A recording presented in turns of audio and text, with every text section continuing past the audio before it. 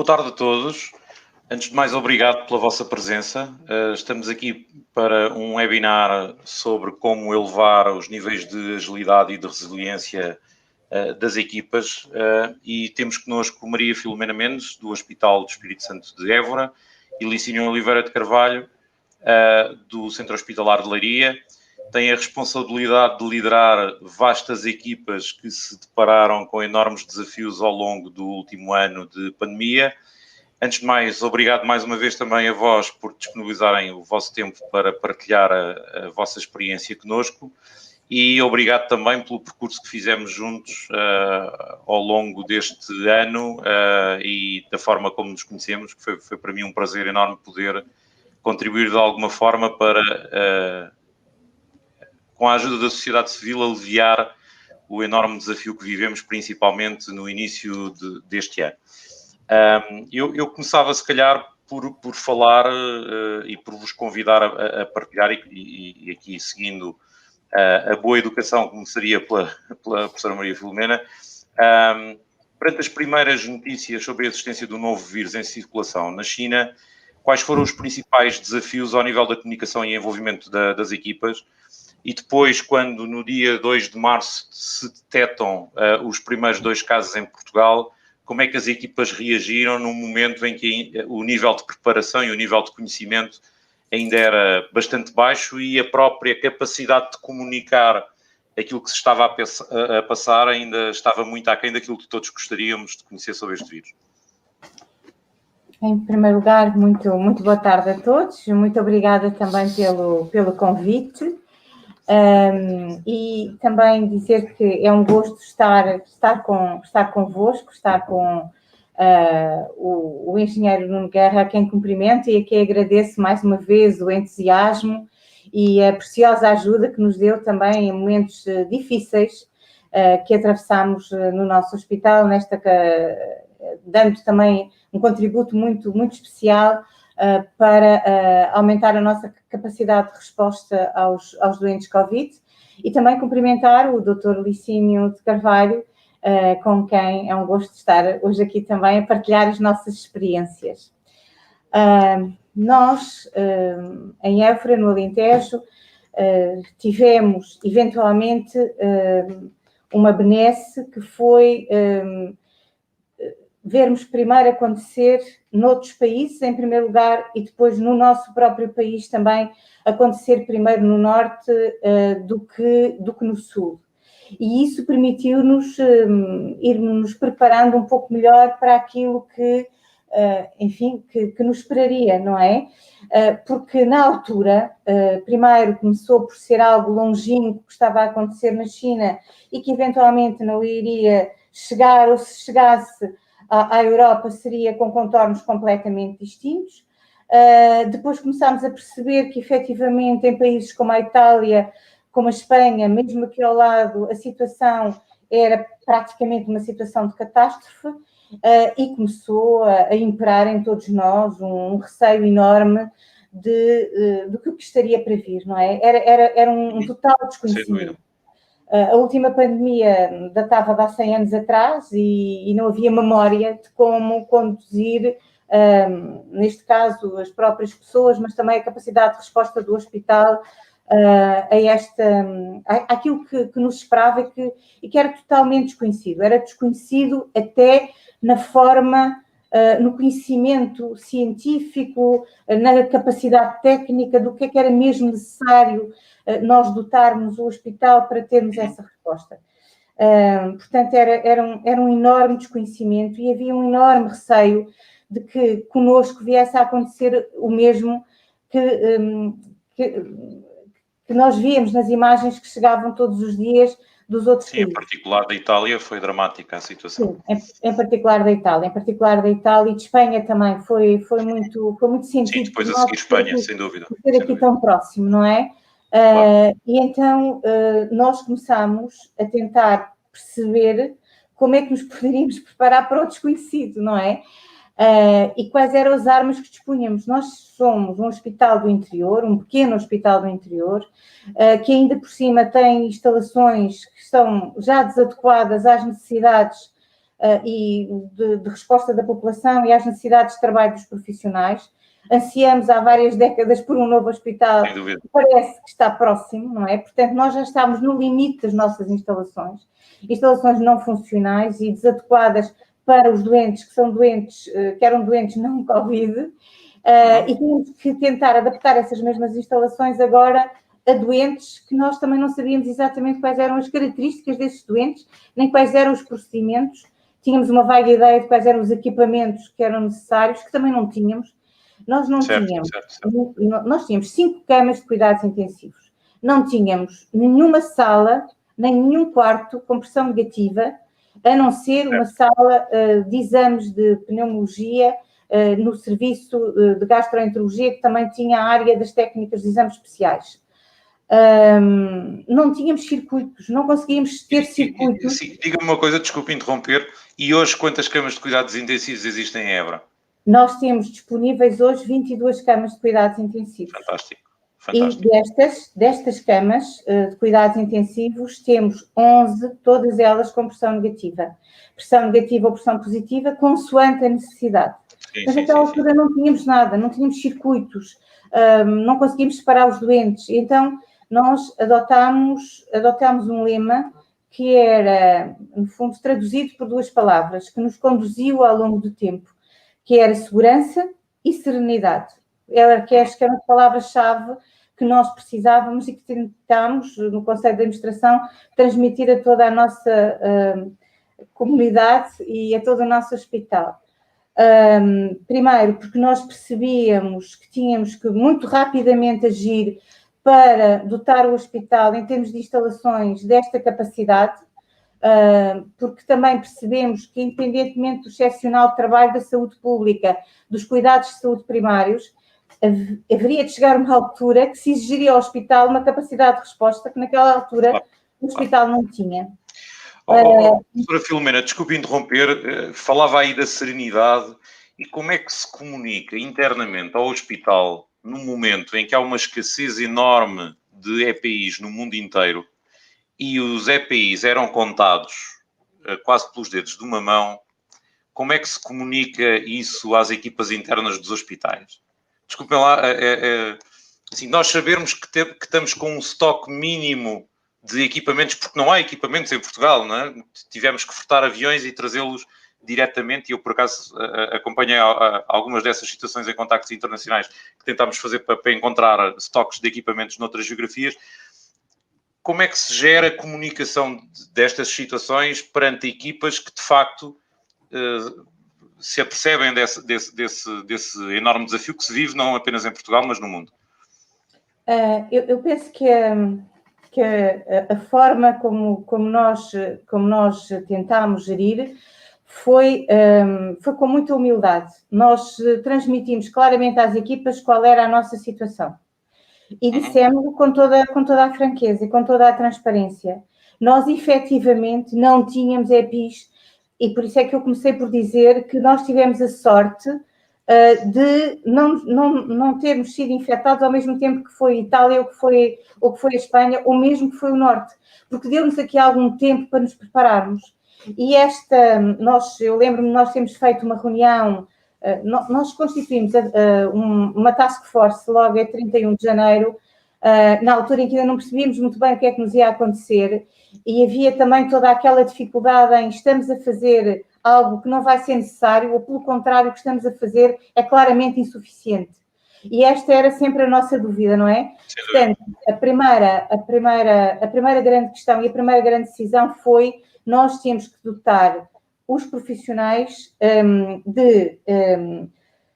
aqui neste caso era equipamento de proteção individual, mas não só, também da capacidade de termos eventualmente nas próprias instalações, nós tínhamos possibilidade de fazer quartos de internamento, mas as nossas enfermarias eram enfermarias para doentes não Covid, que não estavam preparadas. Nós tivemos que fazer ventilação e adequar a ventilação uma a uma das enfermarias que fomos abrindo, porque a nossa preocupação foi sempre, primeiro, salvaguardar a segurança dos profissionais.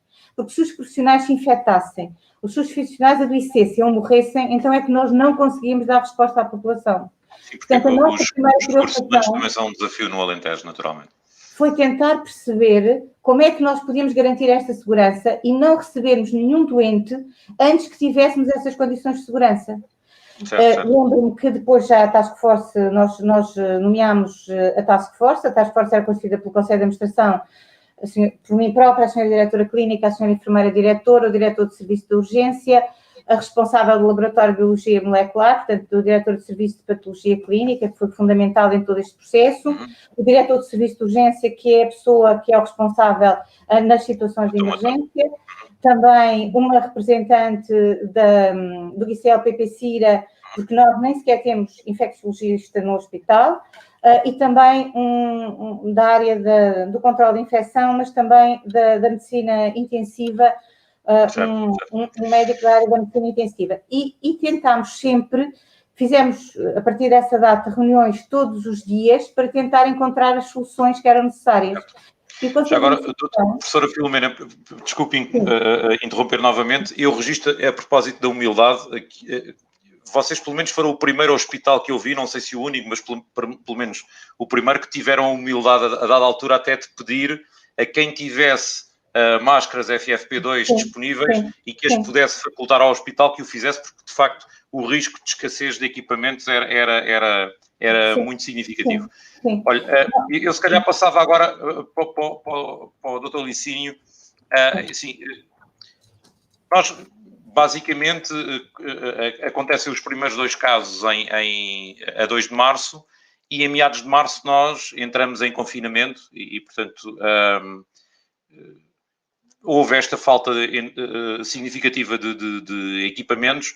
A pergunta que tinha para si é como é que se envolveram depois as várias entidades que foi necessário envolver na definição dos planos de resposta e de contingência e como é que se comunicou isto interno e externamente, porque as máquinas estão muito pensadas para comunicar dentro das suas próprias organizações, mas estes planos e estas articulações passaram a ser multi-entidade, portanto, Proteção Civil, câmaras municipais, hospitais, por aí adiante. Como é que se articulou a comunicação interna às equipas do hospital, do Centro Hospitalar de Leiria, com a comunicação com as outras entidades que se envolveram nos planos de contingência de combate à pandemia? Muito boa tarde, Engenheiro Nuno. Cumprimento também a doutora Filomena. É um prazer estar aqui a discutir convosco uma experiência difícil que tivemos no último ano. Gostava também de lhe agradecer o donativo que fizeram ao Centro Hospitalar de Leiria de umas camas para a nossa unidade intermédia e, portanto, era por aí que eu tinha que começar. Relativamente à questão, que é uma questão muito, muito pertinente, realmente houve 2 linhas de força, 2 desafios essenciais que o Centro Hospitalar de Leiria teve, e provavelmente quase toda a rede teve. Por um lado, foi a capacidade de adaptação a esta nova realidade, a respondermos à pandemia, sem saber ao certo qual seria a intensidade, os efeitos, a extensão, os desafios, as consequências que esta pandemia nos trazia, e o segundo grande desafio foi precisamente esse da comunicação. Nós constituímos a nossa Task Force no dia 12 de fevereiro e passados 6 meses tínhamos mais de 100 procedimentos, instruções, normas de trabalho, planos de contingência, quer para os profissionais, quer para as pessoas externas, para os doentes, enfim, fez um trabalho muito exaustivo, com sempre boa preocupação de ter a informação atualizada, e daí esta grande quantidade de procedimentos que foram produzidos, e passando sempre a mensagem de que a informação pertinente, a informação atualizada, vinculativa, não a tomem nem das redes sociais, nem dos jornais, nem da televisão. Esperem que o Conselho de Administração e a Task Force o façam. Nós constituímos essa Task Force no dia 12 de fevereiro, reuníamos todas as semanas 2 e 3 vezes com o Conselho de Administração e com a Task Force. Da parte do Conselho de Administração estava eu, o diretor clínico e a diretora e a enfermeira diretora, que não fazíamos naturalmente parte da Task Force. mas depois reuníamos todas as semanas, 2, 3 vezes, conforme as necessidades, de maneira a criar informação, a consolidar informação, a consolidar instruções para que realmente os nossos colaboradores e os nossos doentes, os familiares dos nossos doentes, as instituições com quem nós nos articulávamos mais proximamente, soubessem de que forma é que nós íamos atuar e estávamos a atuar em cada um dos momentos. Obviamente que isto foi uma experiência muito interessante. Nós CHL, redescobrimos o papel da saúde pública, o papel da proteção civil, a proteção, o papel da comunidade intermunicipal da região de Leiria, que deu um apoio espetacular, devo dizer. O papel da segurança social, que realmente passou a ser muito mais próximo, muito mais interativo. Portanto, nós sistematicamente fazíamos reuniões, muitas vezes conduzidas pela comunidade intermunicipal, pelo presidente da comunidade intermunicipal e com a proteção civil distrital. Juntávamos, ou por meios como este, ou até em reuniões presenciais na Câmara Municipal de Leiria, e onde, de uma forma muito dirigida, muito prática, nós abordávamos problemas que tinham a ver com a pandemia, porque o problema e a gestão da pandemia nem podia ser setorial. Tinha que ser feito global, tinha que ser feito de uma forma coordenada e, portanto, tudo aquilo que o hospital fazia dependia de outras instituições, tudo aquilo que o ACES fazia dependia mais cedo ou mais tarde do hospital, tudo aquilo que o hospital fizesse dependia subsequentemente dos ERPs, da segurança social, da rede de cuidados continuados e, portanto, fizemos,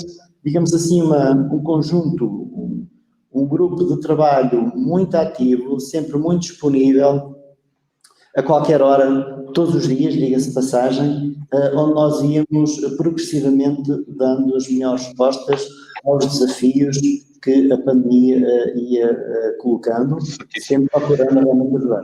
Certo.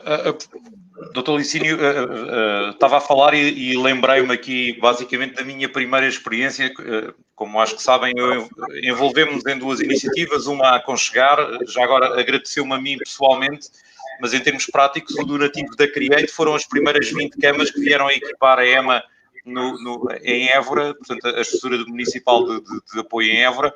As restantes 200 e mais de 40, 50 camas foram doadas graças à abnegação de centenas de pessoas que se juntaram à iniciativa Aconchegar e, portanto, fiquei muito feliz por termos conseguido em 48 horas responder com as camas para a UCI nível 2 de Leiria. Irei provavelmente fazer-lhe também uma pergunta sobre esse desafio de articulação. Mas, como dizia, lembrei-me, quando falava da articulação com a Segurança Social, de uma experiência pessoal que tive, que foi quando eu tenho 2 filhos com problemas de saúde em termos respiratórios, e quando começamos a detectar que há um problema de pneumonias bilaterais assintomáticas, eu disponibilizo-me para tentar ajudar e, portanto, como é que nós poderíamos monitorizar isso precocemente nos lares. E quando falo com o hospital, na pessoa da diretora de pneumologia do hospital de Évora, por acaso, ela a primeira coisa que me diz, pois, nós tratamos doentes, mas até eles cá chegarem é com a Segurança Social. E, portanto, nessa fase inicial, de facto, o primeiro grande desafio foi juntar e mobilizar as entidades e, felizmente, conseguiu-se também aí lançar uma iniciativa que apoiou centenas de lares de norte a sul do país e que permitiu detectar precocemente ainda nas instituições as situações mais graves e evitar que as pessoas chegassem em situação particularmente complexa, por assim dizer, ao hospital. Mas isso foi, por assim dizer, entre março e maio, quando houve a primeira vaga. No dia 2 de maio nós já tínhamos, infelizmente, 1000 óbitos a registrar em Portugal. E a pergunta que lhe faço é, quando se inicia, portanto, o primeiro processo de desconfinamento, depois de termos perdido 1000 vidas num curto espaço de tempo devido a uma única doença, neste caso a Covid, como é que reagem as equipas e como é que se envolveram e motivaram as equipas para, pronto, passou esta primeira onda, agora vamos dar espaço, por assim dizer, a que eventualmente venha a haver maior disseminação outra vez e que venhamos a ter que regredir outra vez. Como é que se gera isto do ponto de vista comunicação interna às equipas que passaram por um mau momento nessa primeira fase? É assim, eu acho que nós tivemos sempre uma postura muito clara e muito próxima junto dos nossos profissionais, e há uma coisa que nós sabíamos, ou pelo menos que nós transmitíamos e refletíamos muitas vezes sobre isso, era que o pior estava para vir. Portanto, nós fizemos sempre um cenário relativamente pessimista, portanto estávamos à espera de uma segunda vaga, até porque a região de Leiria, a região centro-sul, se quisermos, passou um pouco ao lado na primeira fase, na primeira vaga, e portanto nós preparámos, porque mais cedo ou mais tarde íamos ter problemas agravados. E de facto conseguimos comunicar isso com as equipas, conseguimos fazer planos de contingência, tivemos sempre planos de contingência com folga. Portanto nós recebemos 30 doentes de outros hospitais do norte e sul do país e transferimos apenas um doente com Covid para o Hospital de São João no Porto, que precisava de fazer uma técnica que nós não temos e que poucos hospitais têm. Provavelmente, não é?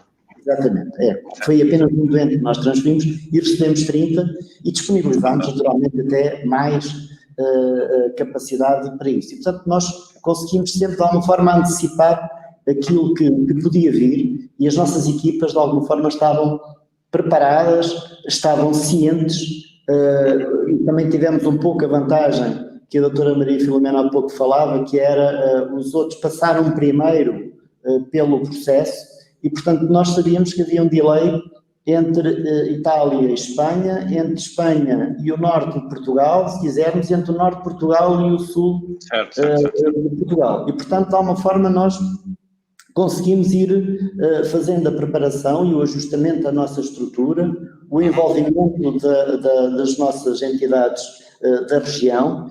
Posso-lhe dizer que, por exemplo, em pleno mês de julho, nós fizemos uma reunião na Câmara Municipal de Leiria, com as entidades, com os presidentes das câmaras, com a Segurança Social, com os representantes, digamos assim, da Proteção Civil, o Hospital, com a ACES, com a Saúde Pública, precisamente com o Instituto Politécnico, porque obviamente o regresso dos alunos e a abertura das aulas em setembro visivelmente era um grande impacto, com os empresários.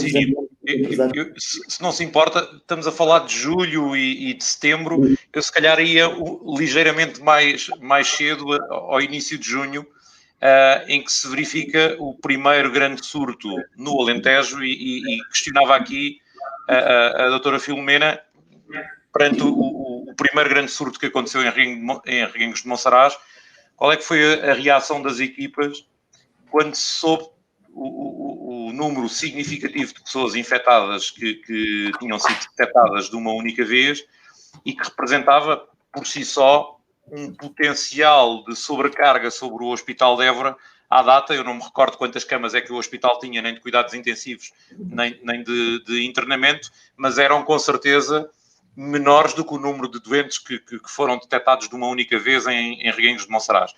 Como é que se gera, quer do ponto de vista de comunicação, esta situação, quer do ponto de vista da operação, de conseguir responder e de ir ao terreno e de resolver, por assim dizer, com os meios disponíveis, o enorme desafio com que nos defrontamos? Pois, efetivamente, foi o nosso primeiro grande surto, foi Reguengos de Monsaraz. Nós começámos a preparar logo muito cedo e começámos a tentar encontrar uma forma de irmos aumentando a nossa capacidade à medida das necessidades.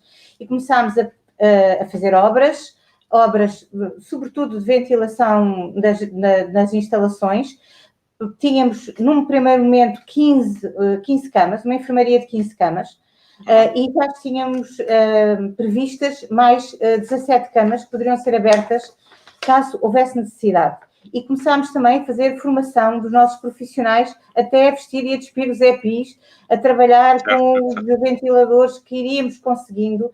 E aqui uma referência muito, muito especial a todos aqueles que nos ajudaram, porque nós pedimos ajuda e nós tivemos ajuda desde o cidadão comum que vinha à porta do hospital entregar uma caixinha de máscaras que conseguiu, até uma fábrica que estava sem trabalhar em vendas novas e que foram os profissionais trabalhar para lá de propósito para fazerem máscaras para o hospital, até à CIMAC também e a outras entidades.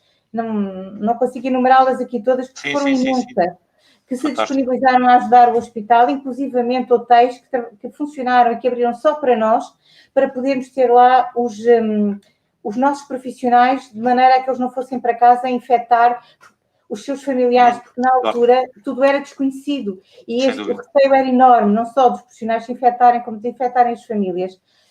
Preparação de refeições, as pessoas foram efetivamente extraordinárias. O Exército, a Proteção Civil, a Câmara Municipal de Évora e todas as outras entidades deram-nos um apoio fantástico, cederam-nos instalações, de modo a nós podermos conciliar a resposta que continuámos sempre a dar aos doentes não Covid, e a resposta que também demos aos doentes não Covid. E a nossa preocupação era, por um lado, a segurança dos profissionais, por outro lado, garantir a capacidade de resposta.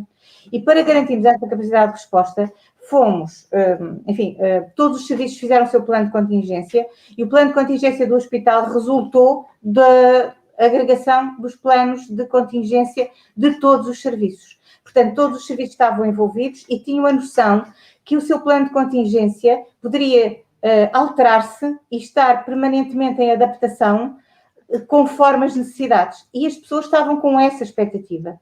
E nessa altura, nós nunca recebemos um doente Covid que não tivéssemos, por exemplo, os EPIs necessários. Nunca nos faltaram EPIs, nunca nos faltou equipamento na área dos cuidados intensivos ou noutro, e mais do que isso, tivemos sempre a capacidade de, através da Task Force e do gabinete de crise que funcionava todos os dias no hospital, nós estávamos aqui com todas as pessoas, para que as pessoas sentissem também que havia um apoio do Conselho de Administração e havia um apoio de todos nós, porque se havia alguma incerteza e alguma insegurança, ela era partilhada por todos.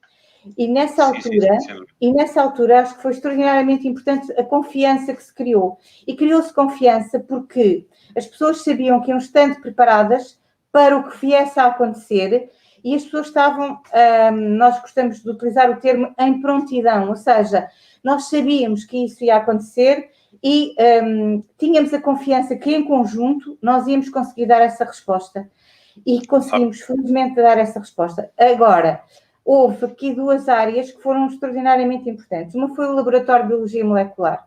Nós conseguimos até antecipar algumas normas da DGS, em que os doentes, quando entravam, mesmo que eram doentes não Covid e que não tinham sintomas de Covid, eles eram sempre testados antes de subir para os internamentos, ou antes de ter uma intervenção cirúrgica, ou antes de fazer um exame, o que fazia com que, de certa forma, as equipas tivessem algum conforto de que aquele doente é um doente não Covid, mantendo as regras, mantendo a utilização dos EPIs corretos.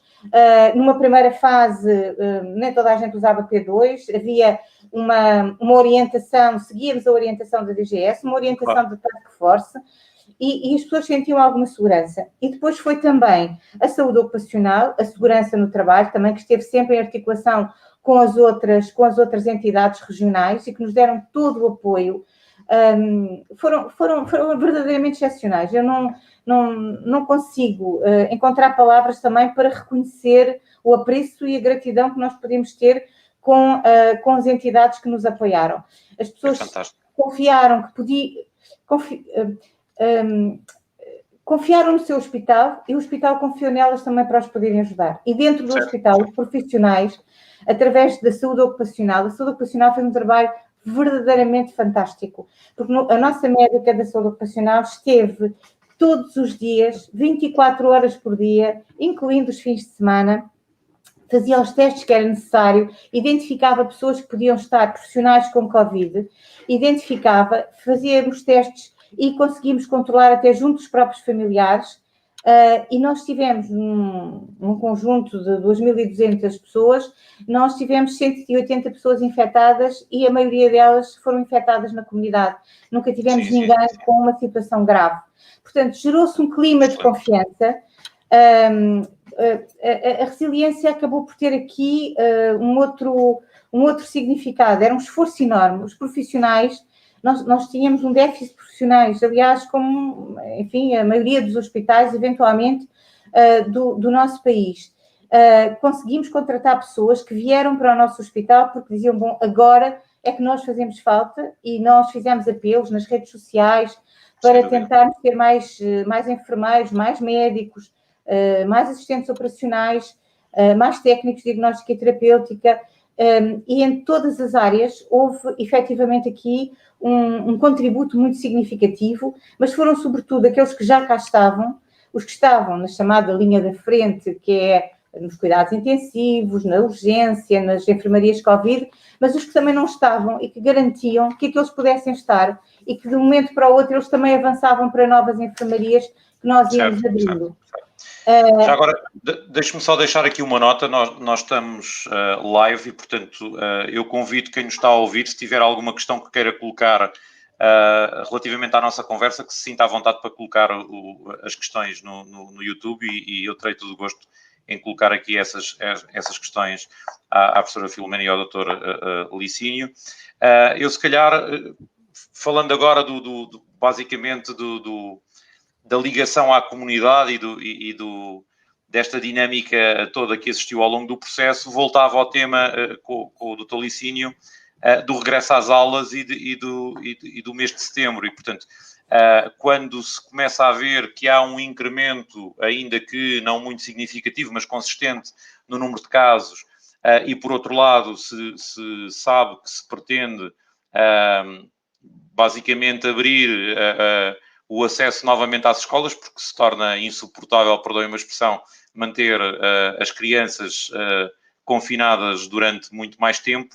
Como é que foram comunicados internamente os planos de reação a esta potencial nova pressão sobre os serviços, que era desconhecida? Portanto, ninguém sabia muito bem o que é que iria acontecer, por assim dizer, porque, mais uma vez, e eu estou aqui a dizer com a ignorância de um engenheiro informático, mas tanto quanto se foi sabendo, haviam estudos contraditórios, de certa forma, e ainda hoje, às vezes, não há completa certeza sobre se as estirpes são mais contagiosas em determinada faixa etária ou não, e, portanto, nessa incerteza, como é que se comunica e se preparam os planos de reação para uma eventual escalada novamente da pandemia às equipas?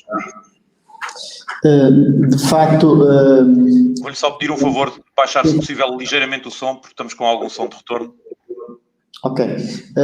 De facto, nós, em termos de preparação global do regresso às aulas e alguma normalidade, digamos assim, na altura de setembro, fomos mais focados no ensino superior, na medida em que são muitos alunos, são alunos não apenas de toda a região, de todas as regiões do país, mas temos muitos alunos mesmo de outros países. Portanto, o Instituto Politécnico de Leiria realmente é um grande instituto politécnico e tem alunos e professores de muitas áreas do país e não só, e essa foi realmente uma grande preocupação que nós tivemos, e com a colaboração dos responsáveis do IPL também acabámos por preparar, digamos assim, na medida do possível, essa resposta.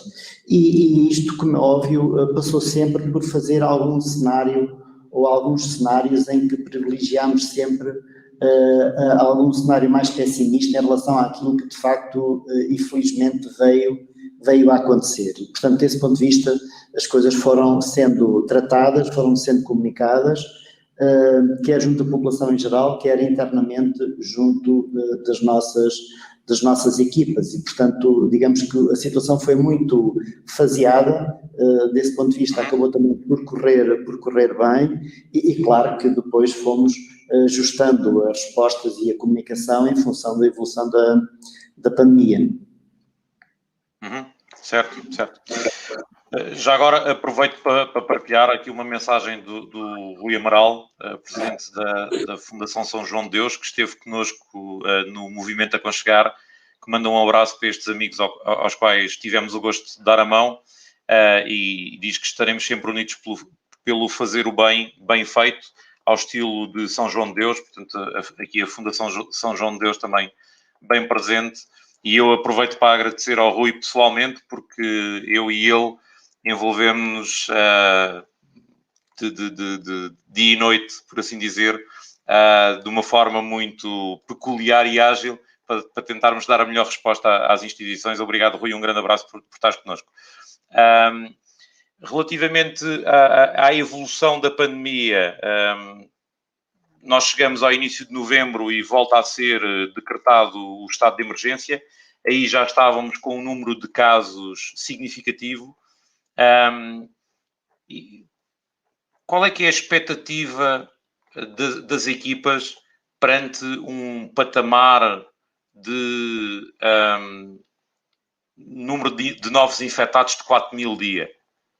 Assim, nós estamos a falar de uma escala, quando olhamos para a primeira vaga da pandemia e quando olhamos para a segunda vaga da pandemia, estamos a falar de uma ordem de grandeza completamente diferente.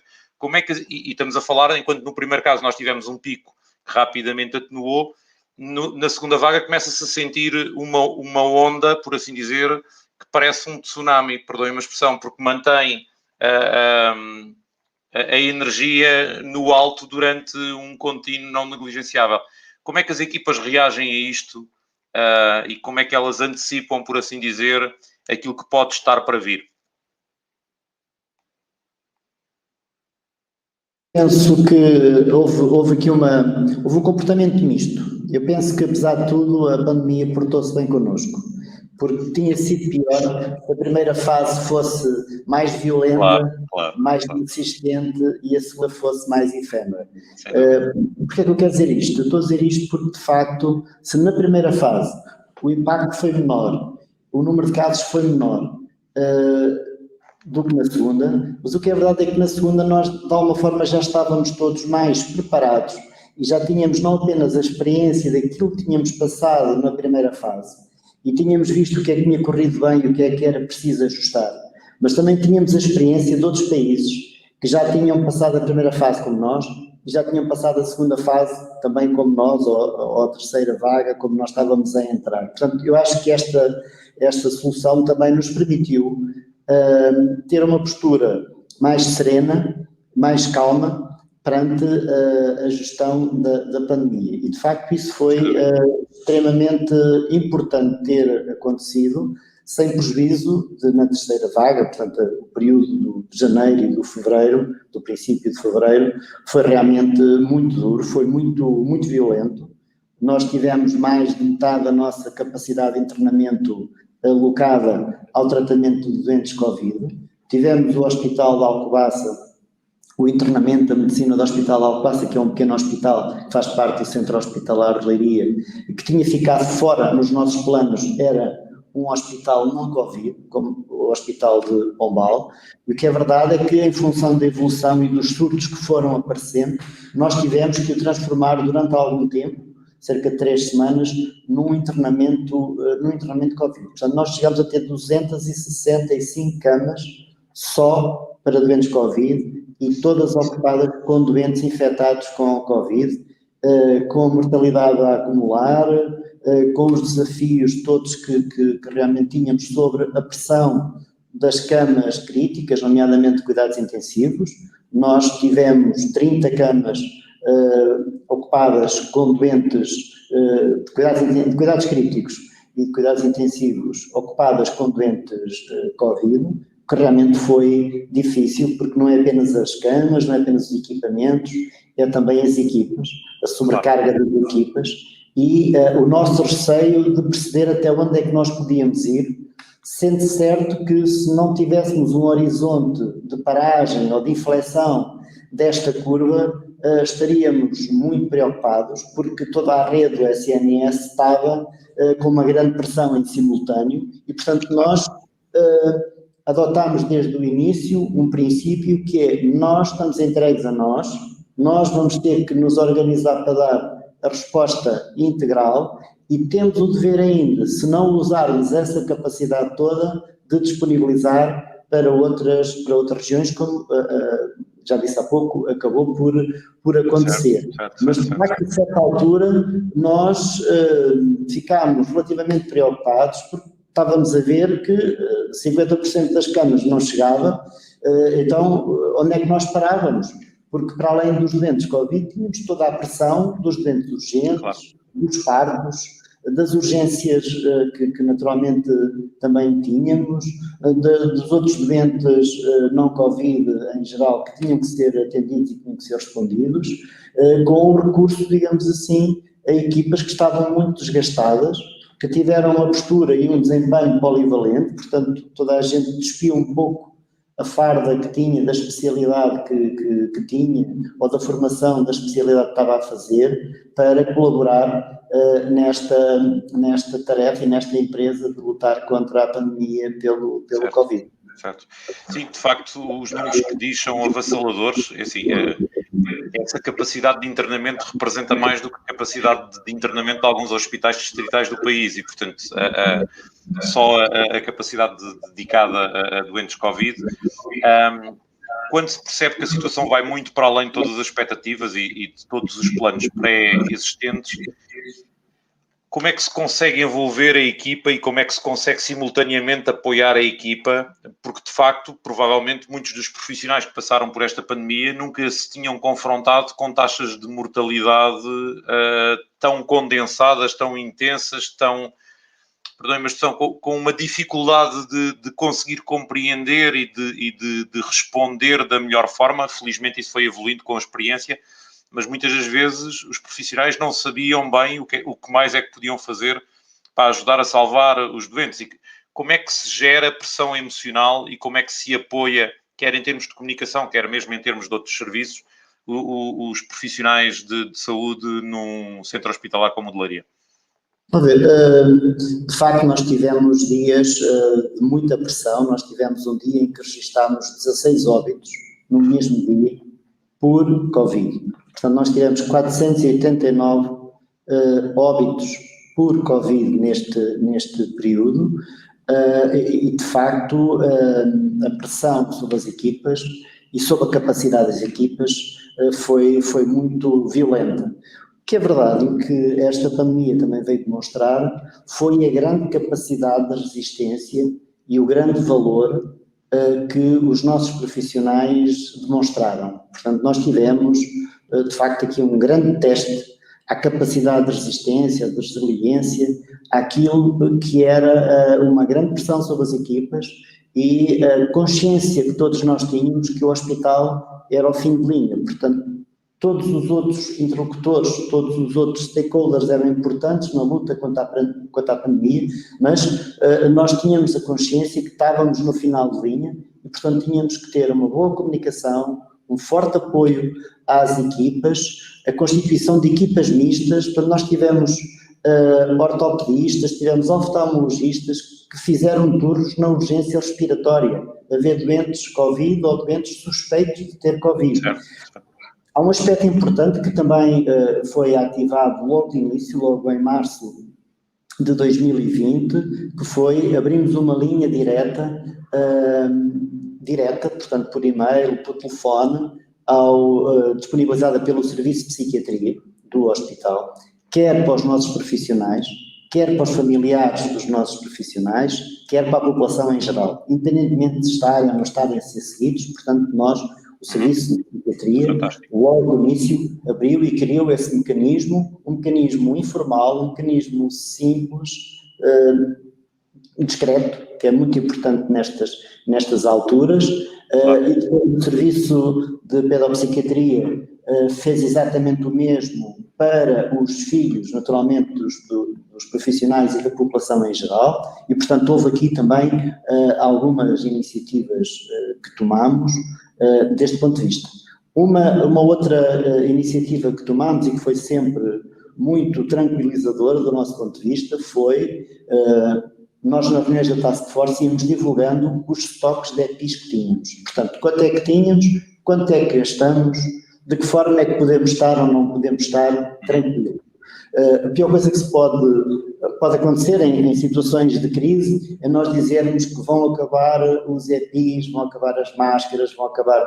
Nós sempre tivemos uma atitude transparente. Felizmente tivemos falhas ou faltas de alguns EPIs, nomeadamente aventais, mas que foram rapidamente supridas por aventais feitos ad hoc por empresas aqui da nossa região, obviamente que não tinham a funcionalidade e o aspecto estético que era suposto um avental ter, mas houve também aqui uma capacidade de encontrar soluções alternativas, sendo certo, felizmente, em relação às luvas e principalmente em relação às máscaras, nós nunca tivemos falta rigorosamente de EPIs dessa natureza e sempre transmitimos e sempre comunicámos para as pessoas estarem tranquilas, que não ia faltar, tínhamos quantidades suficientes, o mercado entretanto também tenderia, como aconteceu, a estabilizar e portanto não tivemos esse receio, nem levámos a que as pessoas tentassem de alguma forma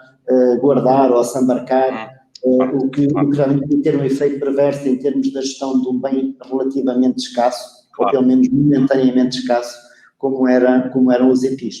Certo.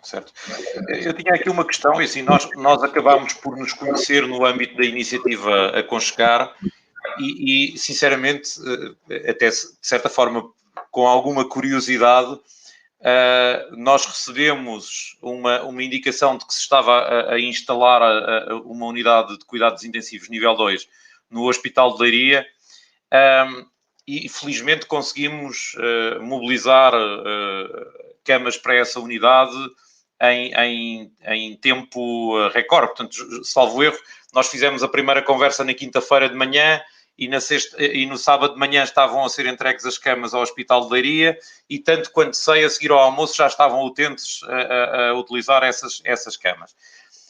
Por vezes, as pessoas quando olham para estas situações vistas de fora perguntam: e o que é que aconteceria se não existissem estas camas?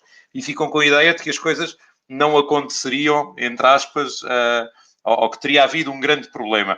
Eu estou certo, porque já falei com várias entidades que acompanhamos, que muitas das vezes nós estamos a falar de níveis de contingência e níveis de risco, por assim dizer, de reutilização de materiais, uns que estavam em outras aulas, outros que se calhar já nem estavam em uso, mas convidava a explicar um bocadinho como é que também se comunica isto internamente, quer para as equipas internas, quer para a sociedade civil, para que não fique a ideia de que se não viessem as camas doadas por alguém, as pessoas iam deitar-se no chão, perdoa uma expressão, não é?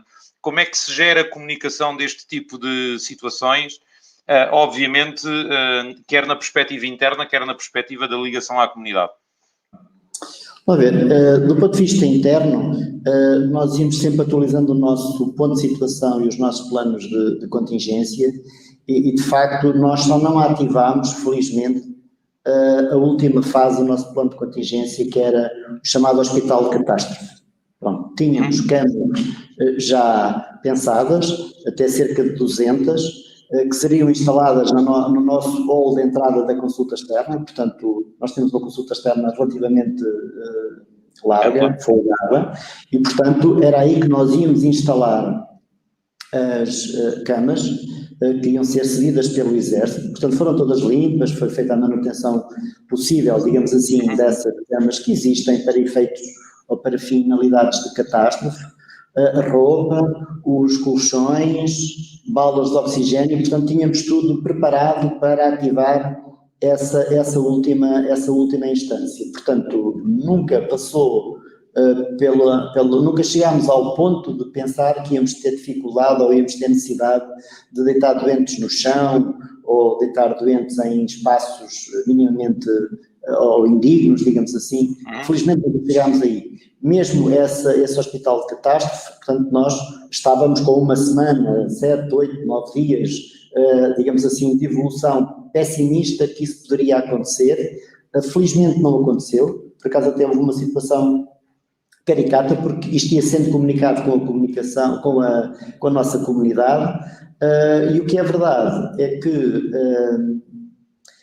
no dia em que nós percebemos e perguntámos à Proteção Civil qual era o chamado tempo de prontidão, o espaço de prontidão, e eles disseram-nos, em 24 horas vocês telefonam, 24 horas depois podemos estar a deitar doentes em camas preparadas para o efeito. Portanto, tínhamos esse limite máximo de prontidão, que eram as tais 24 horas, e quando fizemos essa pergunta, passado umas horas houve um erro de comunicação, e a Proteção Civil Distrital, uma pessoa que provavelmente conhecemos em comum, fez disparar essa informação não validada, e no dia seguinte as pessoas já estavam preparadas, os escoteiros já estavam preparados para ir montar o hospital catástrofe. Fantástico.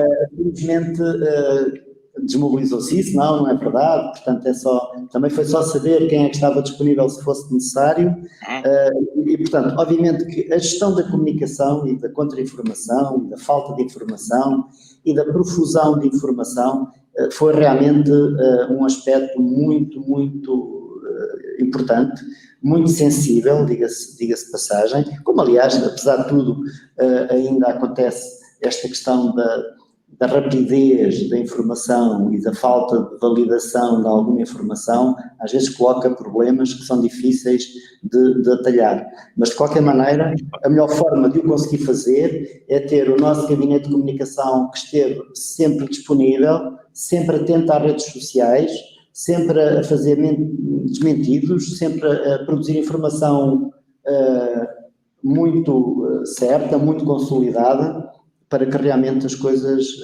corressem bem, não se gerasse uma situação de pânico ou de algum receio infundado, que a prevenção também aqui teve que falar mais alto, e foi extremamente útil ter essa atitude proativa no sentido de evitar males maiores.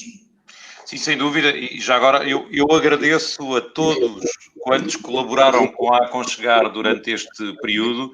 Devo dizer que, tal como não conhecia o Dr. Licínio e a professora Filomena, também não conhecia o comandante distrital da Proteção Civil de Leiria, nem o comandante regional do Centro, nem o comandante de Braga, e devo dizer que foram todos pessoas incansáveis e que ajudaram imenso, porque, por exemplo, na situação concreta de Leiria, nós acabámos por ter uma situação em que nós tínhamos um tempo de resposta normal do fabricante das camas, mas que nos levaria, dado que nós fizemos a encomenda na sexta-feira, levar-nos-ia em condições normais a que o transporte apenas acontecesse para o hospital na segunda-feira.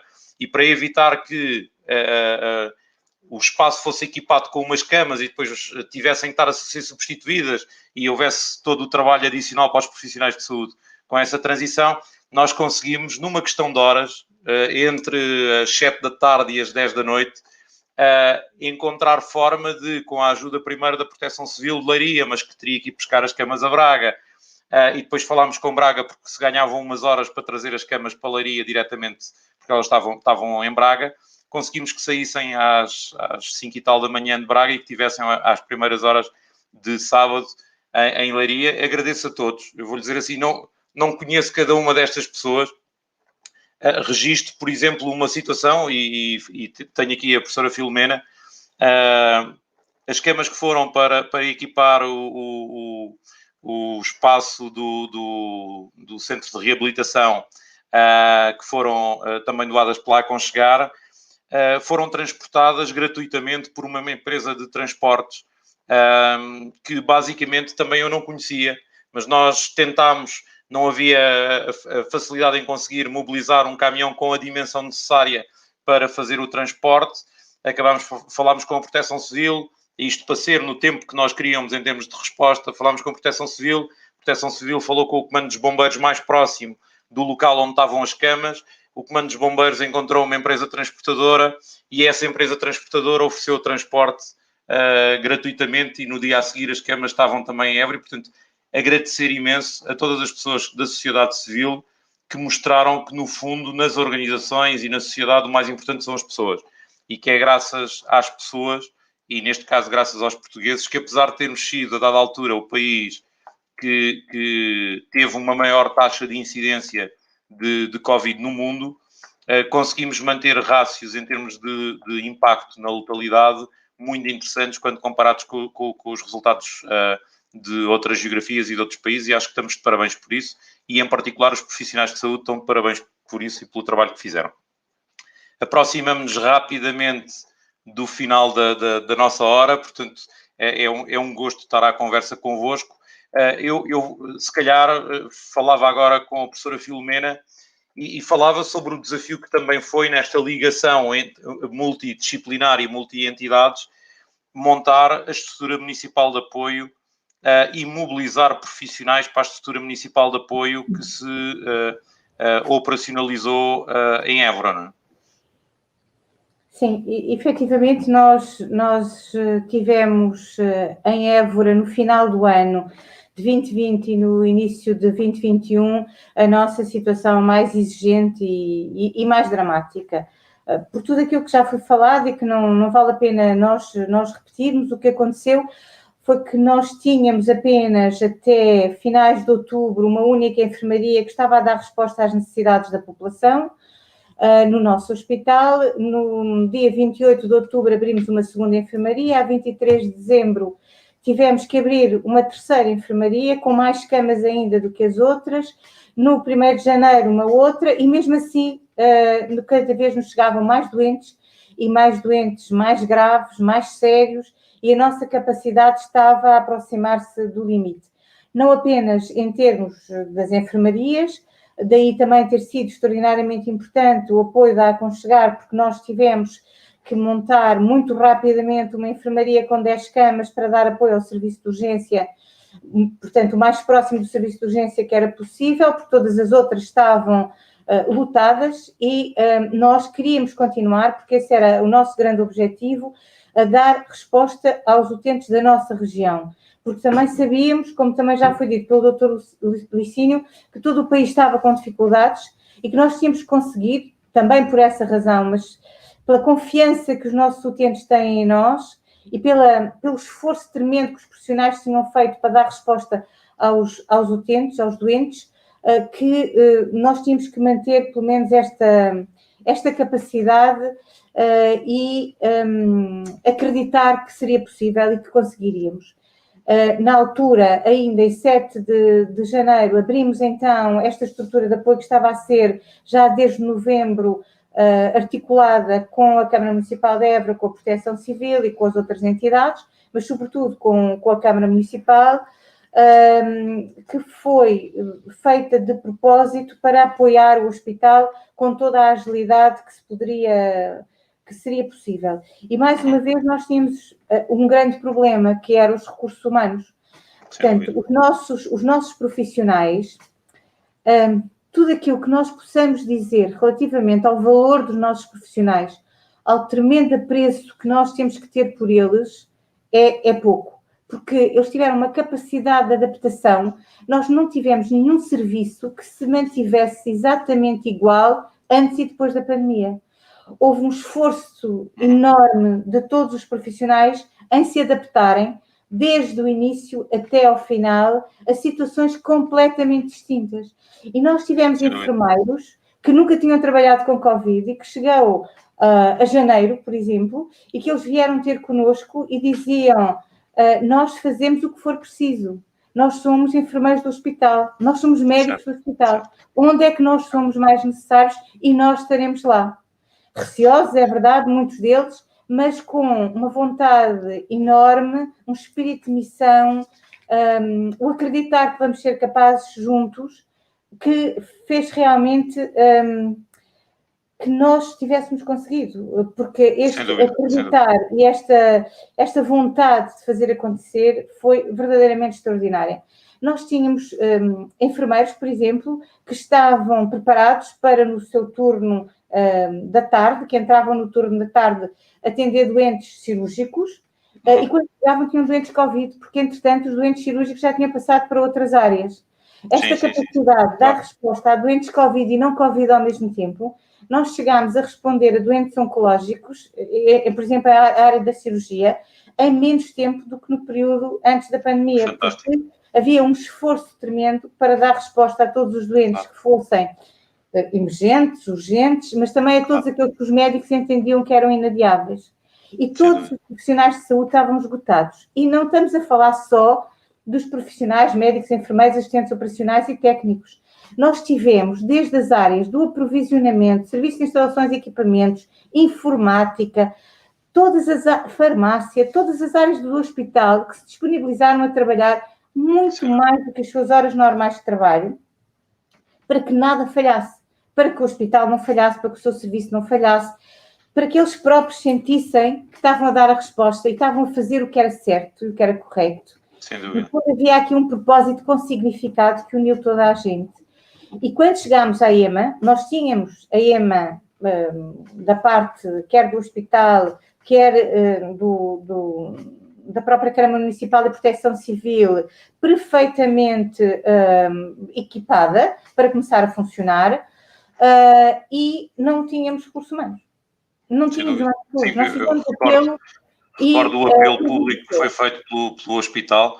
Exatamente. Felizmente as pessoas responderam. O que aconteceu foi algo que eu acho que é absolutamente extraordinário, e não sei se aconteceu em mais algum sítio do país, que foi, nós fizemos um apelo junto dos nossos profissionais e todos os profissionais se mobilizaram, independentemente de serem da psiquiatria, da pediatria, do serviço de urgência, das enfermarias Covid, para nas suas horas de descanso irem trabalhar em horas extraordinárias, para além das extraordinárias em que já estavam a trabalhar, irem para a EMA, numa equipa que foi uma equipa multidisciplinar, num trabalho em rede, em que as pessoas se sentiam todos iguais, porque estavam ali todos de forma quase voluntária. Espírito de missão.